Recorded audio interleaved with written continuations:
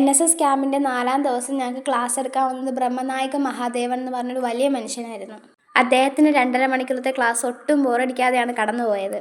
ക്ലാസ്സിൻ്റെ അവസാനം അദ്ദേഹം ഫ്രണ്ട്ഷിപ്പിനെ കുറിച്ച് കുറച്ച് കാര്യങ്ങൾ പറഞ്ഞിട്ടുണ്ടായിരുന്നു. അത് അദ്ദേഹം അവതരിപ്പിച്ച രീതി കുറച്ച് വ്യത്യസ്തമായിരുന്നു. രണ്ടുപേരെ പെയറായിട്ട് ഇരുത്തിയിട്ട് കയ്യിൽ പിടിച്ചിട്ട് കണ്ണിൽ നോക്കി നമ്മളിരിക്കണം. ആ സമയത്ത് ആളുടെ മൈൻഡ് വോയിസ് കണക്ക് സാർ അവിടെ ഇരുന്ന് സംസാരിക്കും. സാറ് പറഞ്ഞ ആ മുഴുവൻ കാര്യങ്ങളും എനിക്ക് റിയയുടെ അടുത്ത് പറയണമെന്നുണ്ടായിരുന്ന കാര്യങ്ങളായിരുന്നു. പക്ഷെ ആ ടൈമിൽ എനിക്ക് പെയറായിട്ട് കിട്ടിയത് റിയേനല്ലായിരുന്നു. സാറിൻ്റെ ക്ലാസ് എല്ലാം കഴിഞ്ഞതിന് ശേഷം സാർ ഫീഡ്ബാക്ക് പറയാനായിട്ട് കുറച്ച് കുട്ടികളെ വിളിച്ചിട്ടുണ്ടായിരുന്നു. ആ കൂട്ടത്തിൽ റിയ ഉണ്ടായിരുന്നു. റിയ പോയിട്ട് സാറിൻ്റെ ക്ലാസ്സിനെ പറ്റി നല്ല അഭിപ്രായങ്ങളൊക്കെ ഫീഡ്ബാക്ക് പറഞ്ഞതിന് ശേഷം അവളിങ്ങനെ പറഞ്ഞിട്ടുണ്ടായിരുന്നു, എനിക്ക് നഷ്ടപ്പെട്ടു പോയൊരു സൗഹൃദമുണ്ട് ഇവിടെ.